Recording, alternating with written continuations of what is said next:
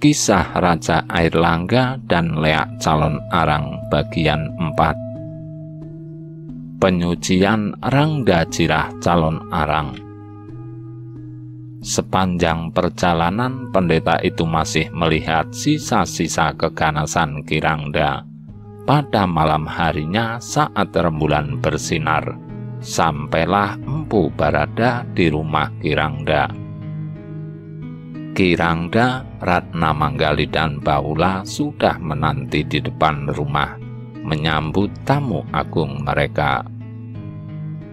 Pendeta itu sangat tercengang ketika melihat Ratna Manggali, wanita yang sangat cantik. Kulitnya halus dan putih, tubuhnya semampai, rambutnya ikal mayang dan dagunya bagai lebah bergantung. Aduh, sorot matanya meruntuhkan jiwa lelaki yang memandangnya, kata Empu Barada dalam hati. Tak kusangka anak Ki Rangda secantik ini. Aku pikir anaknya buruk seperti ibunya. Betapa beruntungnya Baula mendapat pendamping hidup seperti wanita itu, katanya dalam hati. Empu Barada turun dari kuda dan Baula dengan cepat mengambil tali pelana dari tangan gurunya dan mencium tangan itu. Kuda itu ditambatkannya di samping rumah di pohon akasia. Kemudian mereka bersama-sama masuk ke dalam rumah. Empu Barada merasa senang ketika melihat menantunya datang membawa minuman. Ah, cantik sekali kau nak. Cocok sekali kamu dengan Baula. Terucap juga perkataan yang dari tadi disimpan dalam hatinya. Semoga kecantikanmu juga ada dalam hatimu anakku, lanjut Empu Barada. Ratna Manggali hanya tersipu-sipu dipuji oleh pendeta itu. Tidak lama kemudian berempat mereka mengobrol hingga jauh malam. Beberapa kali terdengar tawa mereka membelah malam. Makanan tidak henti-hentinya dikeluarkan oleh Ratna Manggali untuk mertuanya. Mereka kelihatan sangat rukun dan bahagia. Kehadiran Empu Barada di tengah keluarga itu membawa hikmah bagi Ratna Manggali, karena Ki Rangda secara diam-diam selalu mengikuti petuah-petuah yang disampaikan Empu Barada. Perempuan tua itu sudah jarang ke kamar sucinya mengucapkan mantra-mantra jahatnya. Selain itu, murid-muridnya pun sudah jarang diundang ke rumahnya. Kalaupun mereka akan melakukan latihan, mereka adakan di luar. Di samping itu, Empu Barada, Baula dan Ratna Manggali sedang menyusun rencana untuk melawan ilmu sihir Ki Rangda. Mereka sepakat akan menolong rakyat daha keluar dari penderitaan. Mereka mengambil dua cara. Pertama, dengan jalan halus, yaitu dengan nasihat dan petuah. Jika cara itu gagal, mereka terpaksa akan melakukan cara kedua, yaitu melawannya dengan kekerasan. Sebenarnya rencana kedua sangat berat bagi Ratna Manggali, karena walau bagaimanapun jahatnya, Ki Rangda tetap ibunya. Empu Barada sebagai guru memperhatikan perkembangan rencana mereka. Ratna Manggali sering membujuk ibunya agar kembali ke jalan yang benar. Untuk apa ibu masih berlaku seperti itu? Bukankah ibu sudah bahagia melihat aku berumah tangga dan akan mempersembahkan seorang cucu? Kata Ratna Manggali saat dilihat ibunya mulai mengambil api untuk membakar dupa yang disimpan di kamar suci. Mendengar ucapan anaknya, Ki Rangda diam sebentar, tetapi ia tetap berjalan ke kamar suci. Wanita itu masih tetap bersujud di depan Dewi Durga, tetapi api itu sudah tidak dinyalakannya. Ratna Manggali mengurut-ngurut dadanya sambil mengucap syukur kepada Sang Hyang Widi. Empu Baradah pun sering membacakan ajaran-ajaran Buddha yang sudah dilupakan Kirangda. Rupanya ajaran-ajaran itu mulai menembus sedikit-sedikit ke hati Kirangda. Pada suatu malam Kirangda merasa kurang sehat. Ia merasa seakan-akan ajal akan menjemputnya. Seluruh badannya panas, kepalanya pusing, dan dari seluruh tubuhnya keluar bintik-bintik merah. Melihat penyakitnya, Kirangda sangat takut dan kalut. Ia memanggil Ratna Manggali dan berkata, "Ratna Manggali, tolong panggil Empu Baradah kemari," pinta Kirangda. Ratna Manggali kasihan melihat ibunya berbaring tanpa daya. Ia cepat-cepat memanggil mertuanya dan mempersilahkan orang tua itu bertemu dengan ibunya. Lalu gadis itu keluar. "Baradah, aku ingin menghilangkan dosaku. Aku ingin disucikan. Berkahilah aku," pinta Kirangda dengan nada sedih. Empu Baradah merasa senang dan berkata manis, "Apakah kau benar-benar hendak bertobat melenyapkan dosa besarmu? Membunuh rakyat yang tak berdosa adalah dosa besar. Baradah, aku seharusnya berada dalam neraka 1100 tahun sebagai hukuman," katanya dengan mata penuh air mata. "Selama ini aku hidup diperbudak dendamku sendiri. Aku menyesal sekali," katanya lagi. Empu Baradah mendengarkan pengakuan Kirangda dengan penuh perhatian. Suatu malam saat Kirangda sedang keluar rumah, Empu Baradah memanggil Ratna Manggali dan Baula. "Ada kabar gembira, anakku. Ibumu tadi memanggil Eyang. Ia mengaku dosa dan ingin menebusnya," kata Empu Baradah sambil memperhatikan Ratna Manggali yang hamilnya mulai membesar. Mendengar ucapan pendeta itu, Ratna Manggali terisak-isak di pelukan suaminya. "Aku bahagia sekali hari ini karena ibu telah insaf," kata Ratna Manggali sambil menghapus air matanya. Keesokan harinya, Empu Baradah dan Kirangda sudah berada di kuburan. Disitulah Kirangda akan disucikan dari segala dosanya. Empu Baradah duduk bersila di sisi kuburan memakai baju serba putih. Mulutnya mulai komat-kamit membaca doa dan mantra. Matanya terpejam rapat dan napasnya turun naik semakin cepat. Di sisi lain di kuburan itu juga duduk pula Kirangda yang ingin disucikan dari dosanya. Wanita tua itu sudah kelihatan sangat lemah dan loyo. Mukanya pucat dan bibirnya memutih. Wanita itu pun memejamkan mata dan duduk bersila sangat khusyuk.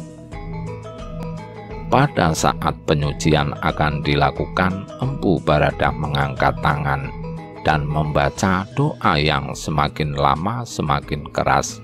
Beberapa saat kemudian tubuh Kirangda terguncang-guncang. Semakin lama guncangan itu semakin keras.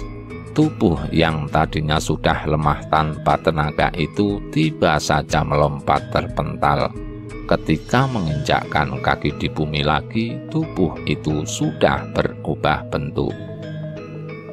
Bukan lagi tubuh Kirangda, wanita tua yang sedang sakit, tetapi tubuh raksasa si calon arang. Kesaktian dari calon arang tidak rela kalau tubuh yang dihuninya itu akan disucikan. Wajah raksasa itu sangat beringas. Rambutnya yang keriting dan panjang itu terkere-kere ditiup angin. Matanya melotot dan sangat marah. Dari hidungnya yang sebesar semprong keluar suara yang menderu-deru. Air liurnya terus menetes dari mulutnya. Lidahnya panjang selalu menjulur-julur. Melihat tubuh raksasa itu, Empu Barada semakin keras membacakan doa dan mantra. Mendengar doa dan mantra itu, calon arang semakin beringas. Ia meloncat ke depan dan dari jarinya yang sebesar pisang raja itu keluar api. Api menyelimuti seluruh tubuh Empu Barada, tetapi anehnya tidak sedikit pun tubuh pendeta itu terbakar. Tidak lama kemudian dari tubuh pendeta itu memancarkan cahaya putih dan mendorong api yang membakarnya. Calon arang semakin geram melihat serangannya tidak mempan membakar musuhnya. Raksasa itu kemudian melompat menjauh. Kedua buah dadanya yang sebesar bakul itu berayun-ayun ketika ia melompat. Dari jarak jauh raksasa itu menyerang kembali Empu Barada. Kali ini bukan hanya api yang diarahkan kepada pendeta itu, tetapi juga kilat dan guntur. Serangan itu begitu gencar.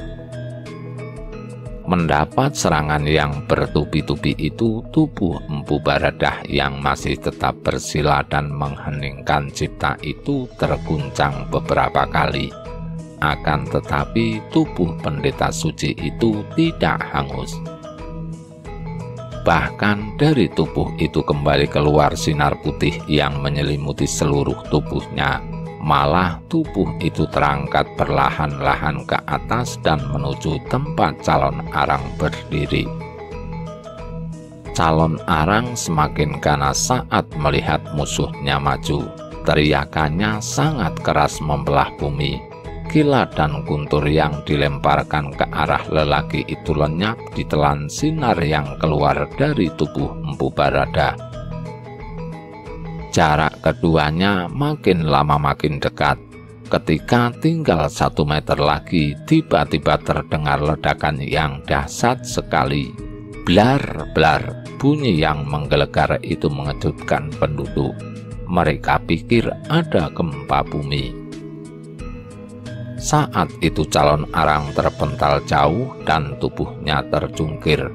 Kepalanya mencium tanah, dan dari mulut raksasa itu keluar darah segar. Tubuh Empu Baradah pun terpental, tetapi posisinya masih duduk bersila dan mulutnya terus membacakan mantra.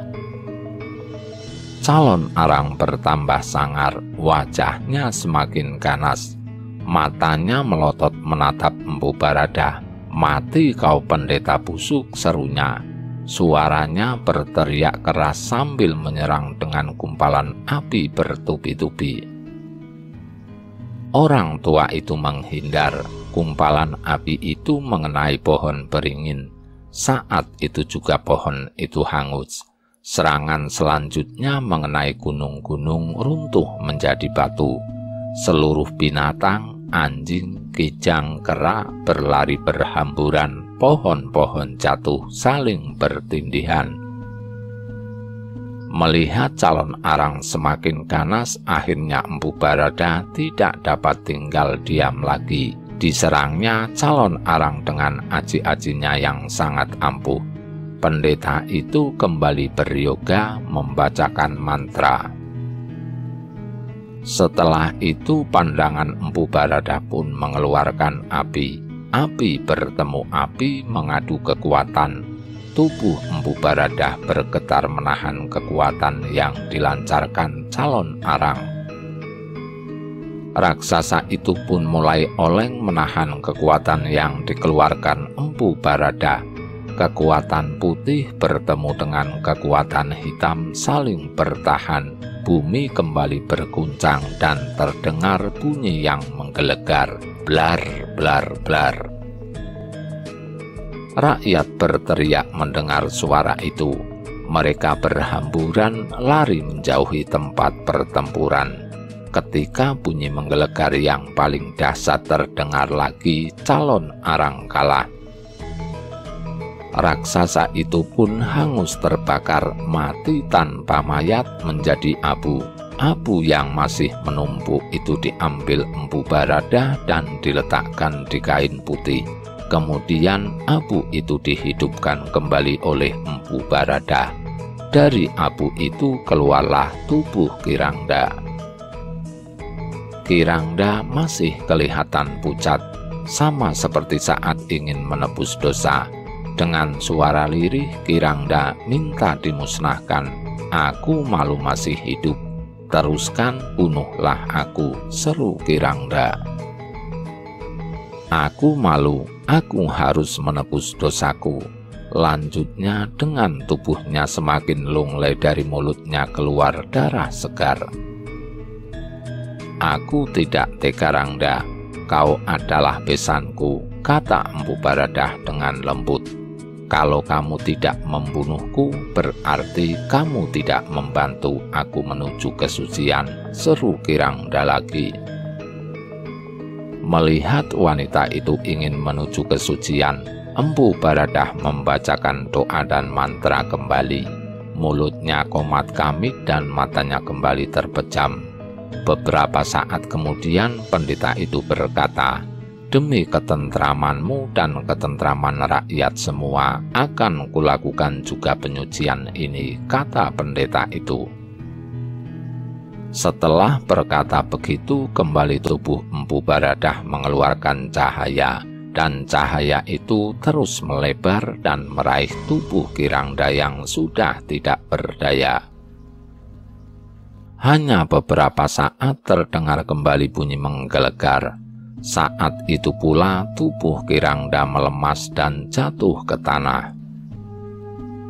Semua penduduk bersorak gembira menyambut kematian Kirangda alias si calon arang, orang yang membuat hidup mereka menderita. Meninggalnya Kirangda berarti hilang pula kutukannya pada seluruh penduduk.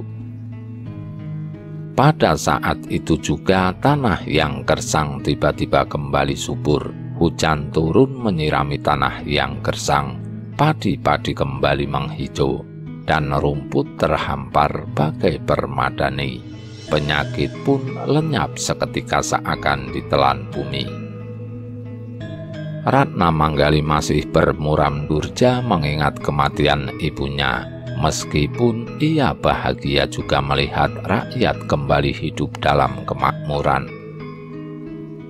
"Anakku sayang, ketahuilah ibumu dibunuh atas perintah Sang Prabu karena ia berbuat jahat merusak negara. Pasrahkanlah kepergiannya dan tenangkanlah pikiranmu nak," kata Empu Baradah menghibur menantunya. Meskipun Ratna Manggali sadar bahwa ibunya berdosa besar, tetapi ia tidak tega juga ibunya meninggal, apalagi meninggalnya dengan cara yang tidak wajar. Bahula pun turut menghibur junjungan hatinya. "Sadarlah Adinda, aku tak tega melihatmu sedih. Kamu tahu kan ibumu mati dalam penyucian. Ia pasti masuk surga." Lalu Bahula mendiamkan istrinya yang sedang terisak-isak. Air mata Ratna Manggali bercucuran tidak berhenti. "Kasihan anak kita kalau adik bersedih terus," katanya lagi sambil memegangi perut istrinya. "Iya Raka, aku akan berusaha menghilangkan kepedihan hatiku," sahut Ratna Manggali. Empu Baradah pun menambahkan nasihatnya, "Tidakkah anakku senang melihat Daha telah bebas dari malapetaka? Tidak perlu disesali lagi kematian ibumu. Ia sudah aman di surga." Lalu pendeta itu berkata lagi, "Kalau dosa ibumu tidak besar, ia tidak akan meninggal dalam penyucian. Tetapi ibumu menanggung dosa yang sangat besar.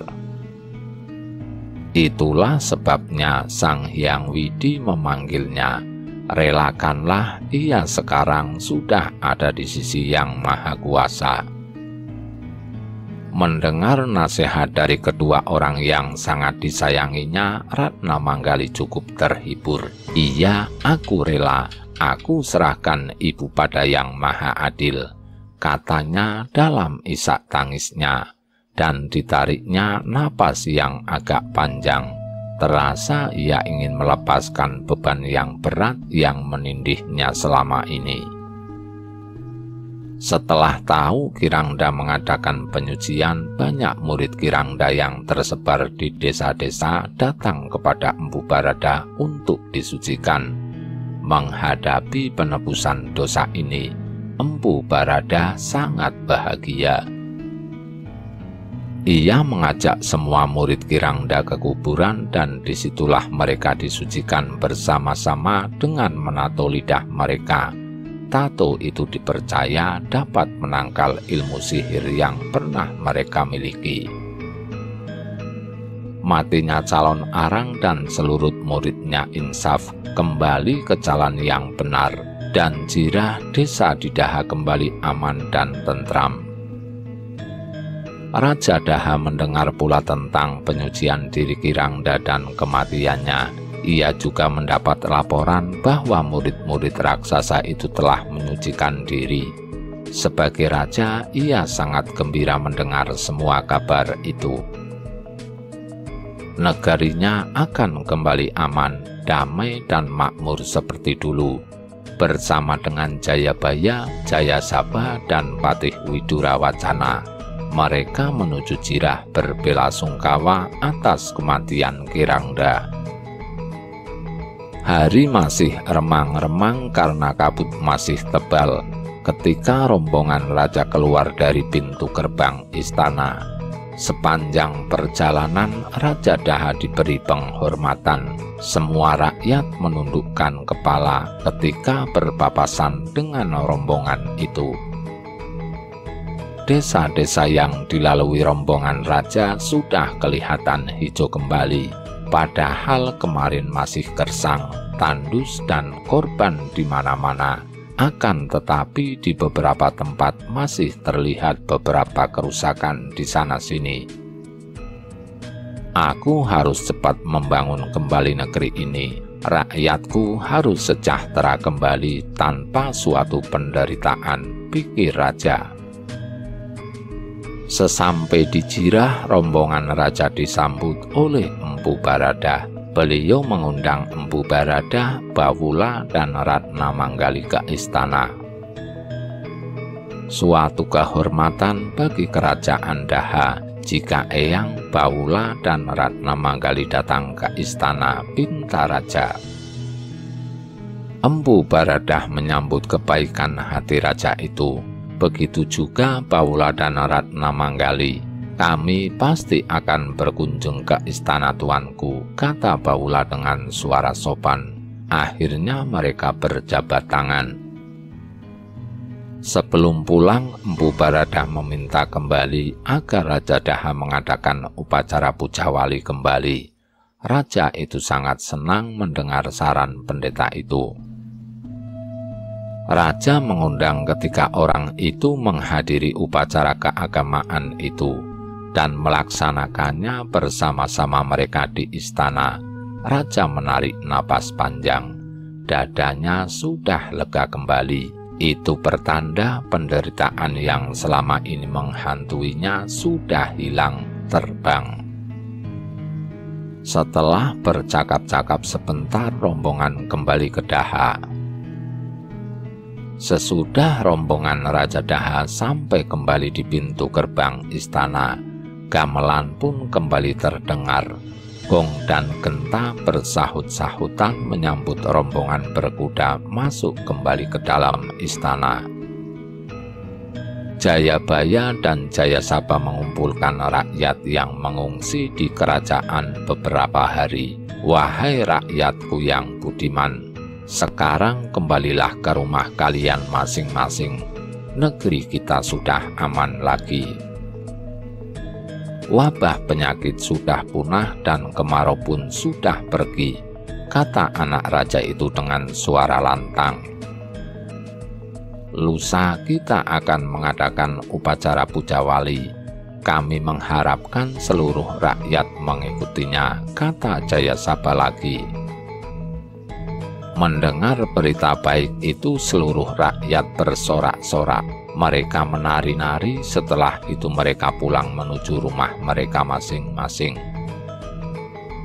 Raja Airlangga memerintahkan seluruh lubalang istana bekerja bakti membersihkan sebagian ruang kerajaan yang digunakan sebagai tempat pengungsian. Sebagai tanda terima kasih kepada Yang Maha Kuasa, raja itu juga menyuruh patihnya membuat pengumuman ke seluruh negeri, mengajak seluruh rakyatnya mengadakan kembali upacara keagamaan, yaitu upacara puja wali, upacara persembahyangan sebagai tanda terima kasih kepada Sang Hyang Widi. Mereka mengharap berkah. Pada hari itu juga seluruh pura tempat suci di Daha dibersihkan. Dalam upacara puja wali, Raja Airlangga dan rakyat sudah menyediakan saji-sajian. Berbagai macam janur dirangkai, buah-buahan disusun menjadi gunungan. Berbagai aneka sesembahan lain sudah tersaji rapi. Balai pemujaan, tempat upacara akan berlangsung sudah diukir dengan halus. Para wanita seisi istana berdandan lalu berkumpul di tempat itu. Mereka semua cantik, berpakaian sutra, bertepikan emas perada, bercincin mutiara, berkalung emas, bersubang daun lontar putih. Bibir mereka bercahaya menyenangkan hati. Rakyat pun tidak mau kalah dengan penghuni istana. Laki, perempuan, pemuda, gadis, dan anak-anak turut serta. Mereka pun memakai baju yang paling indah yang mereka miliki. Suara orang bergemuruh terdengar di balai pemujaan, berjejal-jejal, latu umbul-umbul dan payung panjang. Suara gending mulai berbunyi nyaring, melakukan warga sari. Dupa pun mulai berasap. Bunyi gamelan pun tidak kalah bagusnya. Bersahut-sahutan, gong, kendang, kemong, dan tabuh-tabuhan bernyanyi. Tidak lama kemudian iring-iringan itu berjalan bersama berduyun-duyun menuju pantai, melemparkan saji-sajian ke air. Empu Baradah memimpin upacara itu dengan membaca doa kepada Sang Hyang Widi. Upacara berjalan sangat hikmat dan khusyuk. Setelah pembacaan doa selesai, seluruh penduduk Daha yang mengikuti upacara itu berpesta pora di pantai, bersuka-sukaan, bergembira ria. Tamat.